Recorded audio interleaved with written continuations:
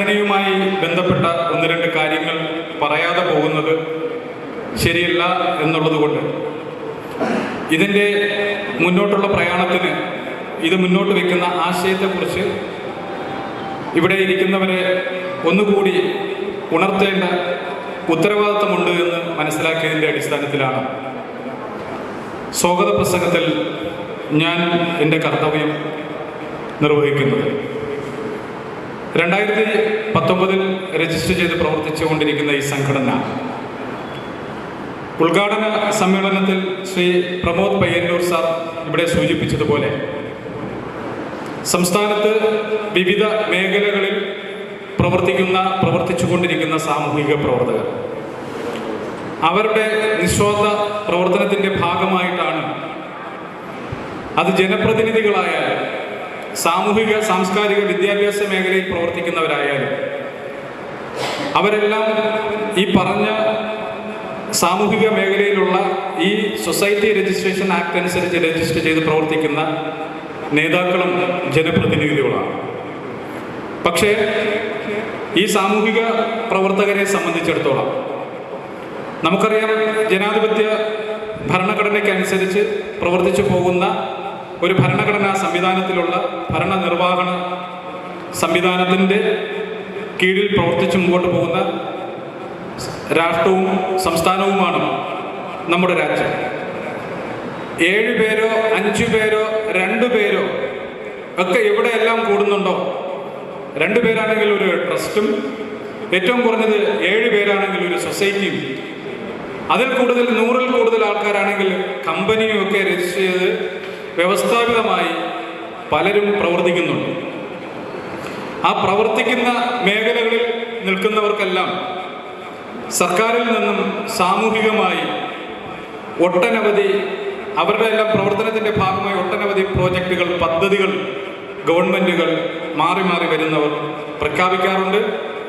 അതിൻ്റെ ആനുകൂല്യങ്ങൾ എല്ലാ വിഭാഗം ജനങ്ങൾക്കും അതാത് ട്രേഡ് യൂണിയനിലായാലും അതാത് മേഖലകളിലുള്ളവർക്കായാലും അതുപോലെ ക്ഷേമനിധിയിലൂടെയോ അല്ലെങ്കിൽ പൊതുമേഖലാ സ്ഥാപനങ്ങളിലൂടെയോ അതിൻ്റെ ഗുണങ്ങൾ ഓരോ വ്യക്തികൾക്കും എത്തുന്നുണ്ട്.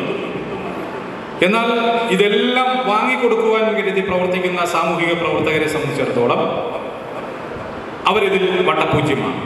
നമുക്കറിയാം, ഒരു ക്ഷേമനിധിയിൽ അംഗമായ ഒരു തൊഴിലാളി അംഗം ആവുന്ന തൊഴിലാളിക്ക് അതിൻ്റെ ക്ഷേമനിധിയിലുള്ള വിഹിതം അടയ്ക്കുകയും ശേഷം നിശ്ചിത കാലാവധി കഴിയുമ്പോൾ അദ്ദേഹം അതിൽ നിന്ന് വിരമിക്കുകയാണ് എങ്കിൽ അതുവരെ ഉള്ളതും അതിന് ശേഷമുള്ളതുമൊക്കെ അദ്ദേഹത്തിന് സുരക്ഷിതമായ ഒരു പദ്ധതിയായി, ഒരു പ്രൊട്ടക്ഷന് വേണ്ടി ഗവൺമെൻറ് നിലപാടുകളും പ്രഖ്യാപനങ്ങളും ഒക്കെ നടത്താറുണ്ട്.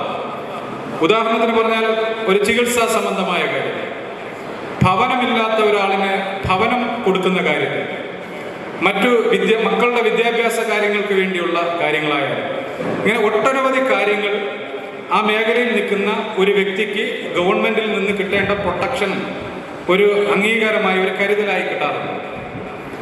അതെല്ലാവരും അതാത് മേഖലയിൽ നിൽക്കുന്നവർ ആസ്വദിക്കാറുണ്ട്, വാങ്ങാറുണ്ട്. പക്ഷെ സാമൂഹിക പ്രവർത്തകരെ സംബന്ധിച്ചിടത്തോളം അവൻ്റെ ആരോഗ്യവും അവൻ്റെ യൗവനവും അവൻ്റെ സാമൂഹികമായ എല്ലാ ഗുണങ്ങളും കഴിവുകളുമെല്ലാം കക്ഷിയും രാഷ്ട്രീയവും ജാതിയും മതവും ഒന്നും നോക്കാതെ, പ്രളയം വന്നാലും ഭൂകമ്പം വന്നാലും പ്രകൃതിക്ഷോഭം വന്നാലും ഇനി കോവിഡ് വന്നാലും എന്തെല്ലാം പ്രതിസന്ധികൾ സമൂഹത്തിലുണ്ടായാലും വളരെ ഉത്തരവാദിത്ത ബോധത്തോടു കൂടി, സാമൂഹിക പ്രതിബദ്ധതയോടുകൂടി സാമൂഹിക പ്രവർത്തകരായിട്ടുള്ളവർ പ്രവർത്തിക്കാറുണ്ട്. അതിൻ്റെ ഭാഗമായിട്ടാണ് ജനങ്ങൾക്ക് ജനോപകാരപ്രദമായിട്ടുള്ള സുരക്ഷിതമായ ഒരു സാഹചര്യം എല്ലാ മേഖലകളിൽ നിന്നും ഒരുക്കി കിട്ടാറുമുണ്ട്.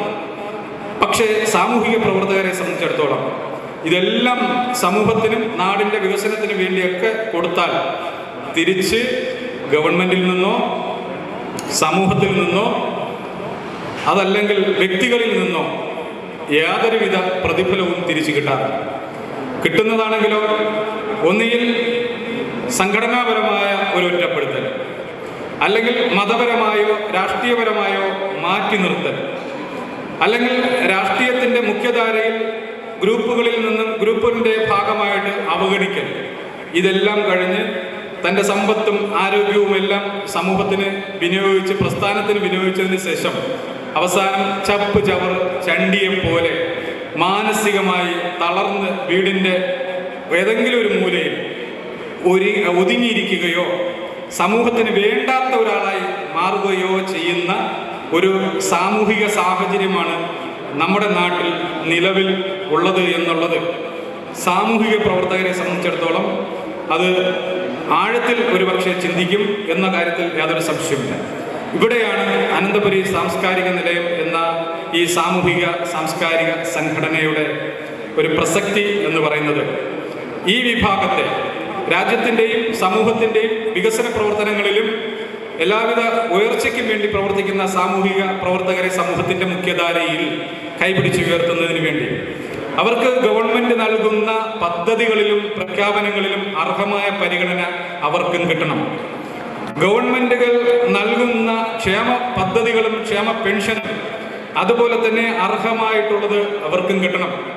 ഗവൺമെൻറ്റുകൾ നൽകുന്ന വിദ്യാഭ്യാസ ആനുകൂല്യങ്ങളും സ്കോളർഷിപ്പുകളും സാമൂഹിക പ്രവർത്തകരുടെ മക്കൾക്കും കിട്ടണം. അങ്ങനെ സമൂഹത്തിൻ്റെ ഉന്നതിക്ക് വേണ്ടി പ്രവർത്തിക്കുന്ന സാമൂഹിക പ്രവർത്തകരും സമൂഹത്തിൽ നിന്ന് തഴയപ്പെട്ടു പോകാതിരിക്കുവാൻ ഏതെങ്കിലും രീതിയിൽ അവരെ ഒതുക്കി മാറ്റി നിർത്തപ്പെടുകയാണെങ്കിൽ സർക്കാരിൻ്റെ ഒരു പ്രൊട്ടക്ഷനെങ്കിലും ഉണ്ട് എന്നുള്ളൊരു മാനസിക തയ്യാറെടുപ്പ് സാമൂഹിക പ്രവർത്തകർക്ക് ഉണ്ടാവുകയും കൂടുതൽ മേഖലയിലേക്ക് സാമൂഹിക പ്രവർത്തകർക്ക് പ്രവർത്തിക്കുവാനും പ്രചോദനമാകും. അങ്ങനെയുള്ള ഒരു ചുറ്റുപാട് സർക്കാരിനെ കൊണ്ട് ഏത് ഗവൺമെൻറ് വന്നാലും അവരെ ഒരു സമ്മർദ്ദത്തിൽ കൂടി അവരെ സാമൂഹിക പ്രവർത്തകർക്ക് ഒരു പ്രൊട്ടക്ഷൻ കിട്ടുന്ന രീതിയിൽ എത്തിക്കുക എന്ന ഉദ്ദേശമാണ് അനന്തപുരി സാംസ്കാരിക നിലയം കൊണ്ട് അതിൻ്റെ പ്രവർത്തനം കൊണ്ട് ഉദ്ദേശിക്കുന്നത്. ഇത് നമുക്കറിയാം, ഒരു ഗ്രാമപഞ്ചായത്ത് മെമ്പറായാലും നമ്മുടെ ഇന്ത്യയുടെ പ്രധാനമന്ത്രിയായാലും മുഖ്യമന്ത്രിയായാലും ഗ്രാമപഞ്ചായത്ത് മെമ്പറോ കോർപ്പറേഷൻ കൗൺസിലറോ ഇനിയിപ്പം MLA MP ആരായിരുന്നാലും അവരെല്ലാം അവരവരുടേതായ പ്രദേശങ്ങളിൽ സൊസൈറ്റി രജിസ്ട്രേഷൻ ആക്ട് അനുസരിച്ച് രജിസ്റ്റർ ചെയ്ത് വന്നിട്ടുള്ള ഏറ്റവും കുറഞ്ഞത് 7 പേരെങ്കിലുമുള്ള ഒരു ക്ലബിലോ ഒരു സംഘടനയിലോ പ്രവർത്തിച്ച് അതിൻ്റെ എക്സ്പീരിയൻസിൻ്റെ അടിസ്ഥാനത്തിലാണ് പൊതു തെരഞ്ഞെടുപ്പുകളും അതുപോലെ സാമൂഹിക വിഷയങ്ങളൊക്കെ വരുമ്പോൾ ആ എക്സ്പീരിയൻസിൻ്റെ അടിസ്ഥാനത്തിൽ അവരെ മുഖ്യധാരയിലേക്ക് സംഘടനാപരമായി വളർന്നു വരുവാനുള്ള എല്ലാ സാഹചര്യങ്ങളും എത്തുന്നത്. പക്ഷേ അധികാരത്തിൻ്റെ സോപാനങ്ങളിലേക്ക് എത്തുന്നത് ചുരുക്കം ചിലർ മാത്രം എന്നുള്ളതാണ് എൻ്റെ യാഥാർത്ഥ്യം. ബാക്കി 999% വേണമെങ്കിൽ കണക്കാക്കാം, അങ്ങനെ കണക്കാക്കാം, എല്ലാവരും അവഗണിക്കപ്പെട്ട് ഏതൊരുവിധ പ്രതിഫലവും ഇല്ലാതെ നിൽക്കുന്ന ഒരു സാഹചര്യമാണ്. അങ്ങനെ ഉള്ള ഒരു വിഭാഗത്തിന് താങ്ങും തണലുമായി നിൽക്കുന്ന ഒരു സാമൂഹിക പ്രതിബദ്ധതയോടുകൂടിയുള്ള ഒരു അരാഷ്ട്രീയ സംഘടനയാണ്. രാഷ്ട്രീയമില്ലാതെ കക്ഷി രാഷ്ട്രീയ ചിന്തകൾക്ക് അതീതമായി ഓരോരുത്തർക്കും വ്യക്തമായ രാഷ്ട്രീയ നിലപാടുകളുള്ള സംസ്ഥാനമാണ് നമ്മുടെ സംസ്ഥാനം. അതോടൊപ്പം തന്നെ അവരവരുടെ മതങ്ങളിൽ ശക്തമായ രീതിയിൽ വിശ്വസിച്ച് പ്രവർത്തിച്ചു പോകുന്നവരാണ്. ഇനി മതം ഇല്ലാതെ പോകുന്ന നിരീശ്വരവാദികളും അവരവരുടേതായ ആശയാദർശങ്ങളിലും സജീവമായി നിൽക്കുന്നവരാണ്. നമ്മുടെ കൂട്ടായ്മയ്ക്ക്, നമ്മുടെ സംഘടനാ പ്രവർത്തനത്തിന്, നമ്മളിൽ ഇതിൽ ഒരു മെമ്പർഷിപ്പ് എടുത്തു വരുന്നതിന്, ഇതിനോടൊപ്പം സഹകരിച്ച് പ്രവർത്തിക്കുന്നതിന് ഈ പറഞ്ഞ ചുറ്റുപാടുകളൊന്നും നമുക്ക് യാതൊരുവിധ ബാധകവും ഇല്ല.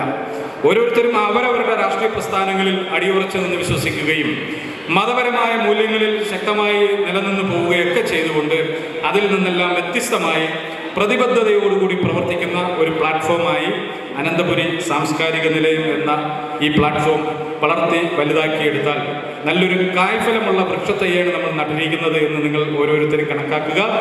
ഈ കായ്ഫലമുള്ള വൃക്ഷത്തേക്ക് വെള്ളവും വളവും കൊടുത്ത് മഴയത്ത് അല്ലെങ്കിൽ വെയിലത്ത് നശിച്ചു പോകാതെ നമ്മൾ ഓരോരുത്തരും ഇതിനെ താങ്ങും തണലായി നിർന്ന് അതിനെ വളർത്തി വലുതാക്കി കായ്ഫലമുള്ള ഒരു വൃക്ഷമാക്കി മാറ്റി ഒരുപക്ഷെ നമുക്കിതിൻ്റെ പ്രയോജനം കിട്ടിയെന്ന് വരില്ല. 5, 10, 15 വർഷങ്ങളൊക്കെ കഴിയുമ്പോൾ നമ്മൾ ഈ പറയുന്ന ആശയം മാറി മാറി വരുന്ന ഗവൺമെൻറ്റുകൾ അംഗീകരിക്കുവാൻ പറ്റുന്ന തരത്തിലേക്ക് എത്തും എന്നുള്ള കാര്യത്തിൽ യാതൊരു സംശയവുമില്ല. കാരണം നമ്മളെല്ലാം ഇപ്പോൾ 42 സംഘടനകളുടെ പ്രതിനിധി, ഓരോ സംഘടനകളിൽ ഏറ്റവും 5-7 പേര് വെച്ച് നോക്കിയിരുന്നാലും 100-ൽ കൂടുതൽ അംഗങ്ങളുണ്ട് എന്ന് കണക്കാക്കാം, അല്ലെങ്കിൽ 200-ൽ കൂടുതൽ അംഗങ്ങളുണ്ട്. പക്ഷേ 7 മുതൽ 8,000-ഉം 10,000-ഉം അംഗങ്ങളുള്ളവർ നമ്മുടെ കൂട്ടായ്മയിലുണ്ട്. അങ്ങനെ വരുമ്പോൾ ലക്ഷക്കണക്കിന് അംഗങ്ങളുള്ള ഒരു സംഘടന പ്രാതിനിധ്യമാണ് നമ്മളുടെ എല്ലാം ഈ കൂട്ടായ്മയിലുള്ളത് എന്ന് കണക്കാക്കുക. ഇത് കൂടുതൽ ജനകീയമായ പ്രവർത്തനങ്ങൾ ജനോപകാരപ്രദമായ രീതിയിൽ മുന്നോട്ട് നടത്തി പോവുകയാണെങ്കിൽ 100 കണക്കിന്, 1000-കണക്കിന്, 10,000-കണക്കിന് സംഘടനകൾ നമ്മളിലേക്ക് അഫിലിയേഷൻ ചെയ്യാൻ വരും, അവരുടെ പ്രാതിനിധ്യം വരും.